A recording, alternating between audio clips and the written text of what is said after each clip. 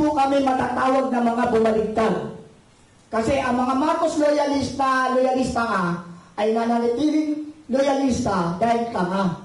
Naggewang-gewang ang pamahalaan ngayon dahil puro salita, walang gawa. Wala pong leadership ang namamahala ngayon. Puro pamumulitika. Ano po yung mga bagay na hindi nyo nagustuhan sa pamumuno ng Administrasyong Marcos Jr. na naging mitya o udyat para pumalas kayo sa inyong loyalty sa kanila at ngayon nasa VP Sara na po kayo na loyalty po ninyo na kay VP Sara Duterte? Maraming salamat sa tanong mo, kaibigan. Napakaganda. Unang-una, base sa aking karanasan ng pamamahalang Duterte at pamamahalang Marcos, malayong-malayo po at napakalaki ng pagkakaiba. Unang-una po, noong panahon po ni Pangulong Duterte, ang Pilipinas ay nire-respeto halos sa buong bansa, buong mundo. Nire-respeto po ang ating bansa. Pangalawa, pagdating sa peace and order, napakapayapa ng buhay nating lahat noong panahon ng pamamahalang Duterte.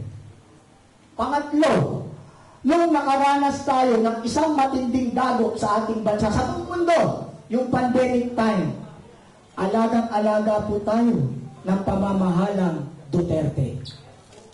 Yan pong mga bagay na yan. Tatlo pa lang po yan, pero napakarami po kung talagang bubuksan natin ang kasaysayan ng pamamahalang Duterte. Kulang po ang oras natin sa ngayon. Kaya ako nagising sa actually, ito po for clarification, hindi po kami matatawag na mga bumaligtad. Kasi ang mga Marcos loyalista nga, ay nananatiling loyalista dahil tanga. Kaya sila, madalas namin nakakatunggali sa mga post na inaano kami bumaligtad daw. For clarification sa inyong mga Marcos loyalista nga, hindi po kami bumaligtad. Kami lamang po ay may tunay na pagmamahal sa bansang Pilipinas. Kaya kami ay nagising sa katotohanan na gewang-gewang po ang pamamahalang BBM. Pwede po ba natin ma-expound bakit naggewang-gewang para sa inyo ang pamahalaan ngayon? Naggewang-gewang ang pamahalaan ngayon dahil puro salita, walang gawa. Wala po siyang leadership. Sa katotohanan, walang masasaktan dito dapat eh. Kasi kapag ikaw ay isang taong gobyerno, dapat ka talagang makriticize. Ang criticize po is, ano po yan, constructive. Hindi po dapat maging destructive yan. Dapat kung may pagkukulang, baguhin. Kaya yung pangyayari na nakita ko na hindi niya kaya, especially sa decision making, wala pong decision making ang pamamahala ngayon. Napaka-importante po sa isang leader o sa isang head of the state o head of the nation na meron tayong leadership. Pero sa nakikita ko, base sa aking karanasan, wala pong leadership ang namamahala ngayon. Puro pamumulitika. Nakita nyo naman, ito pa isang dahilan kung bakit ako nagising sa katotohanan. Unang-una, isa yan, na nung ipakulong niya ang Pangulong Duterte na mayroong mabuting kalooban at nagawa sa kanyang pamilya. Nung kami at panahon pa ng Marcos loyalist pa ako, based to my own experience, nakipaglaban po kami para mailibing sa libingan ng mga bayani ang kanyang ama. At walang mga pangulo na ito ay ipinalibing, except Pangulong Rodrigo Roa Duterte. Siya lamang po nakapagpalibing nito. Wala pong nakapagpalibing ng mga dumating na mga pangulo. Kahit ang kamag-anak niyang Pangulong Fidel Ramos ay hindi nagawang ipalibing ito. Naipauwi from Hawaii. From Hawaii, naiuwi sa bansang Pilipinas, pero yung pagpalibing sa kanyang karapatan bilang isang maituturing nating bayani Dahil nga ito yung naging sundalo at naging magaling na leader ng bansang Pilipinas at kinikilala rin, ay may karapatan ayon sa batas na siya ay mailibing sa libingan ng mga bayani. Pero ano ang ginawa nung ito'y may palibing na at naging Pangulo itong si Pangulong BBM? Ano ang nangyari? Ano ang kapalit? Nakipag-connive sa mga ICC o sa Netherlands para makidnap ang ating mabuting leader na Pangulong Rodrigo Roa Duterte. Yan ay isang dahilan din. At may isa pang dahilan, dahil ako ay OFW, ex-OFW na. Nakaranas din ako na nakiusap sa Malacanang panahon ng BBM na sana naman hindi dapat pinalitan ang aming sekretary. Dahil itong Republic Act 11641, Department of Migrant, ay ang Pangulong Duterte ang nagkaloob nito sa mga OFW. Kaya malaki ang utang na loob namin mga OFW na ipinagkaloob niya ang Republic 11641 under Department of Migrant Act ay naging batas na magkaroon kami ng sariling kagawaran, ang Department of Migrant Order. Pero hindi ako pinakinggan. During the time na ako'y nakikiusap, ako ay leader pa ng Marcos Loyalist. Masakit para sa akin na ako isang leader ng OFW advocate ay hindi pinakinggan na ako'y may bahagi din ng kanyang pagiging Pangulo na ating pinagsisisihan ngayon kung bakit ako sumuporta. Kaya yan ang dahilan, kaibigan, kung bakit ako ay nagising sa aking pagkabangungot. Maraming salamat. Magandang hapon po, Henry po sa Euronews. Sir, kung susumahin po, nais po ulit natin na magtikitin yung solid north at solid south. Paano ba natin makukumpinsin yung parehong panig po na magkaroon ulit ng magtikit ulit yung sanib nila, gayong magkaroon ng lamat yung norte sa south at magkaroon ng lamat yung south sa norte. So paano ba natin sila ulit makukumpinsin po na suportahan yung solid north at solid south na itinutulong? Ano ibig mo sabihin? Yung paano pagkakaisa, mga ano ba ito? Mga yes po. Duterte? Duterte po at sa norte. Kasi yung norte po si Manong Chavit tama po.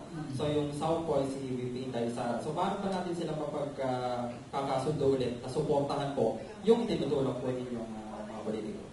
Actually, andito ang solid north natin. Ang norte kasi sa ngayon, dapat sa ito. Pero okay lang. Sa ako bang sasagot? Sige sir, anyone po? Sino may gusto sumagot sa mga kasama ko? Ito ang merong ano. Pero kaya ko rin ipaliwanag yan. Kaya lang, siya ang taga-north. Kaya ibibigay ko sa kanya ang tanong mo. Maraming salamat sa ating lahat sa pagbibigay ng pagkakataong ito na masagot ang katanungan ng Net 25? Euro TV, yes. Euro TV. Yung natuloy po. Sa Euro TV. Okay. Sorry. Doon sa katanungan mo na kung paano natin pagkaisa ang solid north at saka solid south. Actually, hindi naman natin masasabi doon sa binuro nila noon na solid north dahil ang ginamit nila ay unity. Ang unity ay kinompose nila, isinama nila yung solid north. Kaya sinasabi nila na solid north. Ngayon, ang inyong lingkod, ang Agila ng Cagayan ay bumuo ng Duterte Solid North. So, dito natin napatunayan ng Solid North noon na naka-umbrella sa Unity, hindi na sila solid. Dahil na sa atin ang karamihan na sumusuporta noon kay BBM sa Norte at ngayon nandito na sila sa Duterte Solid North. At sa katotohanan, meron tayong binubuo na show force para sa mga ating mga bashers dyan na nagsasabi na ako lang daw ay mag-isa. For your information, during the campaign of Bongbong Marcos, ako ang nag-organize ng kilusan ng mga bagong leader sa Pilipinas at registered yan sa SEC, at ako ang nagparating ng 181 units na nagsuporta kay BBM dyan sa Mandaluyong headquarter, at ako ang nagpatawag ng daang-daang leaders mula doon dito sa norte hanggang doon sa Mindanao. Sumakay pa sila ng eroplano, gumastos sa lahat yan dahil kami ay nagkanya-kanya kami.